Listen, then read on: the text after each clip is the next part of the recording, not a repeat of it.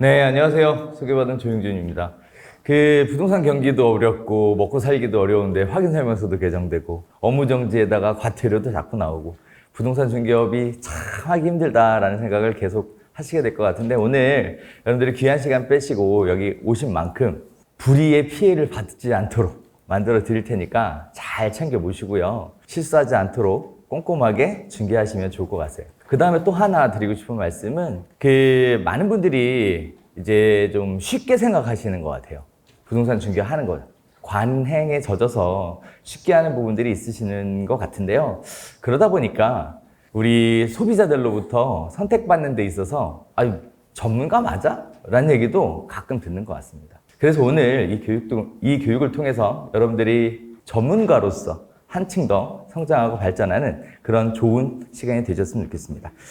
자, 오늘 여러분들이랑 같이 이야기 내놓을 얘기는 전세 사기, 업무 정지, 과태료, 그리고 확인 설명서 개정안 관련돼서 말씀을 드릴 텐데요. 지금 목차는 이렇게 나와 있어요.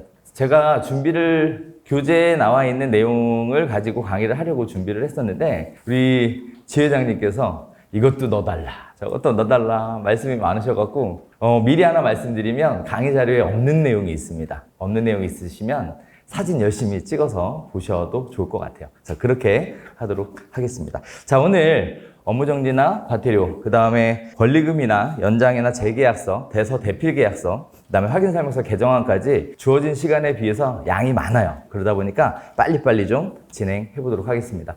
저에 대해서 많은 분들이 이미 알고 계시겠지만, 혹시 모르시는 분들을 위해서 간단하게 소개를 드리면 저렇게 활동을 하고 있습니다.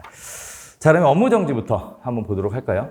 자, 부동산 중개사무소 운영하다가 업무정지 당하면 말 그대로 월세만 내고 중개를 못하는 일이 발생을 하겠죠. 그런 일이 생기면 안 될 거예요. 자, 이 업무정지에 관련된 규정 이미 다 정해져 있죠. 아시는 것처럼 공인중개사법에 전부 다 있습니다. 자, 관련된 부분들이 글씨가 좀 작기는 하지만 우리가 중요하게 생각해야 되는 포인트들은 제가 표시를 좀 해놨는데요. 일단 첫 번째는 여러분이 문제가 됐다 하더라도 사소한 부주의나 오류 등 과실로 인한 것이거나, 또는 위반 행위를 시정하거나 해소하기 위해서 노력한 사실이 인정되거나, 또는 그 밖의 위반 행위의 동기의 결과, 위반 정도 등을 고려하여 업무정지 기간을 줄일 필요가 있다라고 판단되면 2분의 1 범위 안에서 감경할 수 있어요. 그러니까 우리 사람이 하다 보면 실수할 수 있죠. 그러면 빨리 조치하시고 거기에 따라서 감경 요청을 하시는 형태로 진행하시면 좋습니다. 자, 오른쪽에 보면 이런 얘기들이 나와 있어요. 확인 설명서를 교부하지 않거나 보존하지 않은 경우,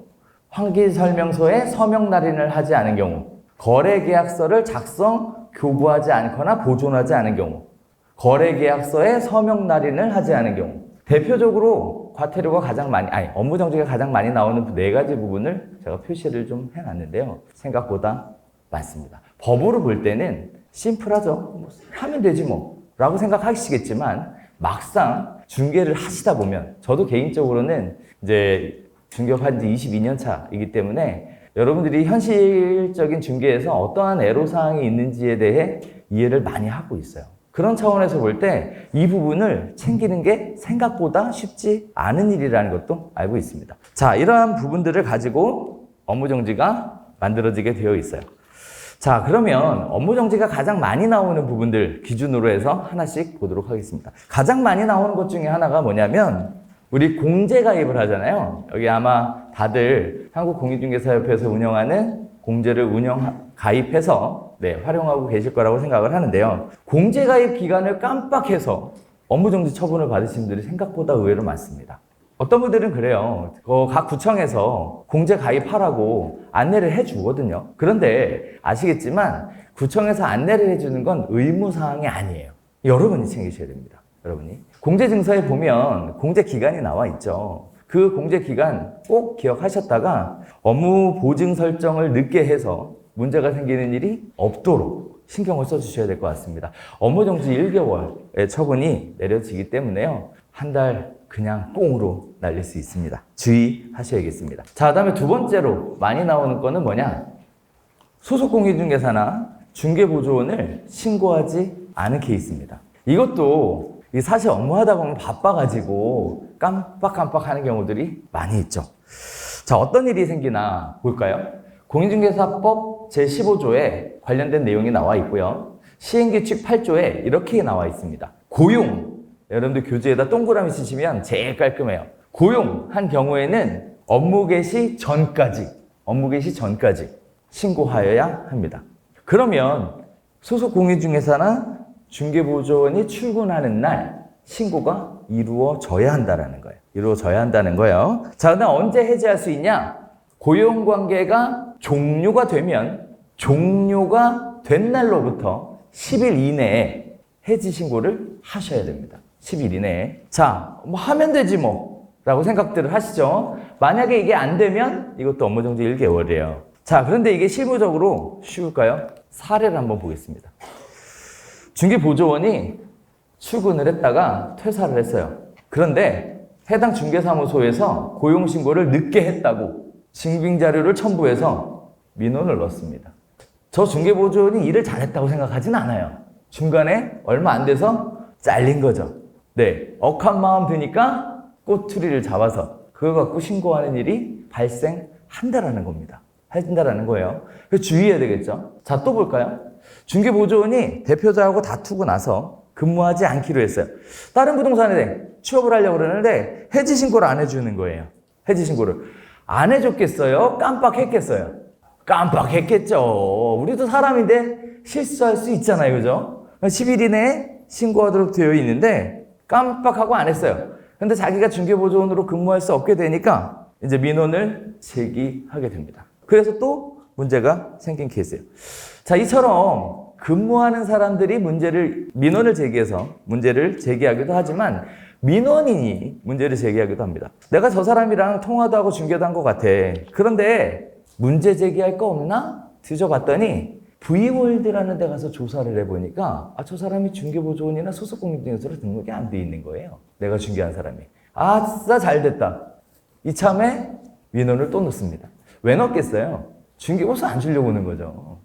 이렇게 미리 꼼꼼하게 준비해 놓지 않으면 저렇게 뒤통수 맞고 나서 우리가 어디다 하소연할 데가 없습니다. 법에 명시가 되어 있기 때문에 그렇죠. 자, 그래서 오늘 절대 잊지 마셔야 될 거. 출근하면 그날 등록하시는 겁니다. 아무리 바빠도 그날 등록하시는 거예요. 만약의 경우 등록하시려면 공인중개사의 경우에는 자격증 있어야 되고 그 다음에 인장 등록 하셔야 되고 필요하잖아요. 자, 이러한 부분들 때문에 혹시라도 그런 서류가 준비가 안 돼서 등록을 하지 못했다 그러면 예외 사유가 될 수 있을지 몰라도 그렇지 않다 그러면 당연히 서류도 미리 준비시키시고 출근하시는 날 출근하자마자 등록부터 하시면 일이 깔끔합니다. 자, 이거 등록하는데 오래 걸리냐? 오래 걸리지 않아요. 자, 어디서 할 수 있죠? 정부24에서 바로 신고하실 수 있습니다. 자, 해지신고 어디서 하나요? 해지신고. 똑같습니다. 고용신고와 해지신고가 한 끗 차이예요. 버튼 한 번만 누르면 고용신고, 버튼 한 번 누르면 해지신고예요. 똑같은 곳에서 똑같이 신고한다는 점 잊지 마시고 바로 저기서 신고하시면 되겠습니다. 자, 여기까지 우리가 사소하게 실수할 수 있는 부분들이었지만 그게 전부가 아니죠. 또 있습니다. 거래계약서에 중개대상물 확인설명서에 소속공인중개사가 서명 날인하지 않은 경우. 자, 우리 공인중개사 공부하실 때 다 배우셔서 아시죠? 뭐 해야 돼요? 소속공인중개사도 역시 서명 및 날인의 의무를 가지고 있다라는 걸 알고는 있을 거예요. 그런데 오랜 관행상 그냥 어차피 책임은 개공이 지는 거고 소공한테 구상권 청구 안 할 거니까 그냥 내가 지장 찍으면 되지 라고 실무적으로 많이들 생각하셨을 거예요. 그런데 법에는 소속공인중개사가 중개에 참여한 경우에는 반드시 서명 및 날인하게 되어 있죠. 만약에 이걸 하지 않았을 경우 어떻게 될까요? 자, 관련된 규정은 공인중개사법 25조에 나와 있습니다. 자, 해당 중개 행위를 한 소속공인중개사 있는 경우에는 소속공인중개사가 함께 서명 및 날인해야 한다라고 규정되어 있어요. 자, 거기에 따라서 어떤 일들이 생기느냐? 관련된 부분을 위반을 하면 업무정지가 4개월 반이고요. 그리고 감경을 하면 2개월 8일이에요. 2분의 1 감경을 해도. 그렇기 때문에 굉장히 리스크가 크죠. 뿐만 아닙니다. 소속공인중개사는 자격정지 3개월이에요. 자, 그러면 이거 어떻게 알아? 소속공인중개사 중개했는지 어떻게 알아? 라고 생각하시는 분들이 여기 있으실 겁니다. 어차피 책임은 내가 지면 되는데, 개공인 내가 지면 되는데, 소속공인중개사가 중개한지 어떻게 알고, 소속공인중개사가 무슨 책임이 있다 그래? 하시겠지만, 사례들을 한번 볼게요. 자, 관련된 사례들을 보면 이렇게 나옵니다. 중개사무소의 소속공인중개사가 중개 의뢰인에게 의뢰를 받아서 대표자에게 보고하고, 대표자가 중개 의뢰인에게 알선 등 계약 조건을 협의하고 계약 일정을 잡고, 소속공인중개사가 중개 의뢰인에게 계약 내용 안내 및 일정을 잡아서 계약을 성사시킨 후 중개 의뢰인이 자신은 소속공인중개사가 중개를 하였음에도 불구하고 거래계약서 및 확인설명서에 소속공인중개사의 서명 및 날인이 누락되었다고 신고하는 케이스예요. 왜 신고했을까요? 우리는 알죠? 왜 신고했을까요? 중개보수 안 주려고요. 문제를 잡아서, 책을 잡아서 중개보수 안 주려고 저렇게 신고를 하게 됩니다. 그러니까 이렇게 처분이 되면 개업공인중개사는 업무정지 2개월 반에, 소속공인중개사는 자격정지 3개월이니까 그 피해가 막심하다라고 말씀드릴 수 있어요. 자, 따라서 이런 부분들 소속공인중개사가 중개했는지 어떻게 아느냐, 이런 얘기들 많이 하시는데요. 민원인들이 여기서 중요한 얘기가 나와요. 여러분도 중개하시다 보면 문자 보내시고 통화하시잖아요. 민원인이 소속공인중개사로부터 중개를 진행했다는 증빙으로 통화 녹음이나 문자 내역 등을 첨부해서 신고합니다. 빠져나갈 방법이 없어요. 그래서 유의하셔야 되는 내용입니다. 자, 소속공인중개사 문제도 심각한데요. 개업공인중개사도 마찬가지입니다. 자, 중개대상물 확인설명서에 개업공인중개사가 서명 및 날인을 하지 않은 경우 문제가 된다는 거 다들 알고 계실 거예요. 자, 공인중개사법 25조에 관련된 내용이 나와 있죠. 자, 관련된 규정을 위반하는 경우 4개월 반, 그리고 감경 적용을 해도 2개월 8일에 업무정지 처분이 내려지게 됩니다. 자, 그러면 다들 생각하실 거예요. 개업공인중개사가 중개하고 나서 서명 날인하는 거 당연한 거 아니야? 라고 생각은 쉽죠. 실무적으로는 어떤 일이 발생하나 볼까요? 자, 중개 의뢰인이 A중개사무소에 중개를 했어요. 근데 A중개사 사무소 대표가 바빠. 그래서 B중개사무소가 대신 일처리를 좀 해줬어. 우리 친하니까 그럴 수도 있잖아요. 자, 그렇게 하면서 계약까지 진행이 되게 됩니다. 자, 그리고 나서 매매 거래 건에 불만이 생긴 중개 의뢰인이 나는 실제 중개는 그 사람이 아니라 다른 사람한테 중개받았어 라고 민원을 넣었어. 그리고 근거 자료를 제출을 하죠. 그런데 보니까 사실이거든요. 그 중개사는 뭐가 없어요? 대신 일을 도와준 것 뿐이니까 라고 생각했지만 중개행위를 했다라고 민원이 들어가니까 이 부분에 대해서 빠져나갈 방법이 없어집니다. 그러니까 자연스럽게 업무정지가 내려지게 돼요. 왜? 개업공인중개사가 서명 및 날인을 하지 않았기 때문이에요. 자, 이러한 부분들이 문제가 되는 거예요. 이런 부분들이 쉽게 발생할 수 있는 부분들이죠. 자, 또한 이런 경우 있어요. 공동중개 하시다가 여러분이 이런 경우 있죠. 고객을 다른 중개사무소에 보냈어요. 그리고 그 중개사무소가 열심히 중개를 했습니다. 하고 나서 계약 다 됐다라고 통보를 받았어요. 그랬더니 고객을 보낸 부동산 중개사무소가 계약 다 됐으니까 중개보수는 저한테 입금해 주세요 라고 한 거예요. 이것도 실무적으로 가끔 있을 수 있는 일이죠. 중개를 했어요, 안 했어요? 안 했잖아요. 고객만 보내셨잖아요. 그런데 중개보수를 받으셨잖아요. 그러면 이게 중개를 한 거죠. 그런데 계약서도 작성 안 했고 확인설명서도 작성 안 했고 서명 및 날인도 안 했고 교부도 안 하셨잖아요. 이러니까 와장창 털리는 겁니다. 자, 그러면 이제 현실적인 요령들은 생기시겠죠? 중개를 한 사람이 중개보수를 받으셔야죠. 중개를 한 사람이 중개보수를 받으셔야죠. 그 이후에 개업공인중개사 간에 중개보수를 주고받는 거는 여러분이 알아서 처리하셔야 될 문제시고, 어쨌든 중요한 건 중개를 한 사람이 중개보수를 받으셔야 된다는 사실, 요 점 꼭 기억하셔야 될 것 같아요. 자, 또 볼까요? 이게 전부가 아닙니다. 자, 이렇게 행정처분이 내려졌어요. 업무정지가 내려졌습니다. 그러면 처분을 누가 받느냐에 대한 부분이에요. 누가 받을까요? 공동책임입니다. 자, 이것도 실무적으로 이런 식의 문제들이 발생할 수 있어요. 요즘에 가장 문제가 되고 있는 큰 두 가지 사건이 하나 있는데요. 하나가 중개보조원을 여러 명 고용해서 중개하는 케이스가 있죠. 개업공인중개사가 계약할 때 현장에 오지 않아요. 그러면 누가 계약하죠? 현장에 있는 중개사만 계약하겠죠. 가끔 중개보조원이 개업공인중개사의 도장을 들고 자기가 감히 서명을 하는 경우도 종종 있는 걸 알고 있어요. 만약에 이렇게 되면요, 사건은 여러분이 생각하는 이상의 사건이 벌어집니다. 자격증 대여가 될 수 있어요. 그리고 행정처분이 내려지게 되면 공동책임을 지셔야 돼요. 그러니까 절대로 있어서는 안 되는 일이죠. 뿐만 아니에요. 중개보조원이 왔어요. 그런데 중개를 안 했어요. 현장에 있는 개업공인중개사만 계약서 쓰고 확인설명서를 작성을 했어요. 자, 그런데 중개보수는 엄한 사람이 받겠죠. 이것도 역시 문제가 되겠죠. 그 부동산에. 근데 문제는 그 부동산만 문제가 되는 게 아니라 공동 중개한 여러분에게도 똑같이 책임이 부여가 된다는 거예요. 이러니까 조심하셔야 되겠죠. 또 있습니다. 실무적으로 어떤 부분이 있죠? 부부가 중개업하는 경우들이 있죠. 배우자가 중개보조원인데 이 중개보조원이 한 5년쯤 되니까 개업공인중개사인지 착각하죠. 네, 가끔 와서 본인이 개공행세하는 경우들이 종종 있죠.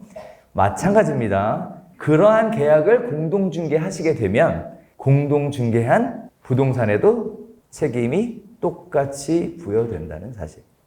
자, 이러한 부분들을 우리가 실무를 하다 보면 쉽게 간과할 수 있는 부분들이에요. 이러한 부분들이. 그래서 중개하실 때 꼼꼼하게 챙겨서 하셔야 된다는 얘기가 그래서 나오는 겁니다. 나 그동안 별일 없었는데, 나 그동안 큰 문제 없이 잘 진행되어 왔는데 라는 말은 중개 의뢰인이 부동산 중개업에 대해 잘 모를 때 얘기였고요. 호랑이가 담배 피던 시절 얘기입니다. 요즘의 중개 의뢰인은 아주 발달되어 있는 유튜브, 네이버 검색 등을 통해서 엄청나게 정보 교류가 잘 되고 있다는 사실 아셔야 돼요. 그리고 늘 언제나 중개 보수가 협의잖아요. 이놈의 중개 보수를 안 주려고 개업공인중개사의 문제점들을 계속 들춰내라고 가르쳐 준다는 사실. 이러한 부분들 때문에 우리가 중개업하기가 점점 더 어려워진다라고들 말씀하시는데, 엄밀히 얘기하면 어려워지는 게 아니라 당연히 했어야 되는 일을 그동안 하지 않았던 것뿐이죠. 이번 기회에 여러분들의 실력이 향상돼서 고객들로 하여금 전문가로 인정받으시는 중개보수도 당당하게 청구하실 수 있는 그런 여러분이 좀 되셨으면 하는 바람이 있습니다. 자, 또 이런 경우도 있어요. 서명을 직접 하려니까 서명 도장을 파서 찍고 다니시는 경우들도 발견이 됐는데요. 자, 그런 경우에도 역시 업무정지 처분 2개월 8일에 해당된다는 사실. 그런 분들은 우리 관악지에는 안 계시겠죠? 네. 그래서 그런 분들도 있습니다. 자, 여기까지가 업무정지예요. 업무정지. 말로는 나는 해당이 안 될 것 같았지만 막상 실무적인 사례를 들어보니까 뜨끔뜨끔하신 분들도 계시라고 봅니다. 오늘 정확하게 알았다면 이제부터라도 같은 실수를 반복하지 않는 현명한 여러분들 되셨으면 좋겠습니다.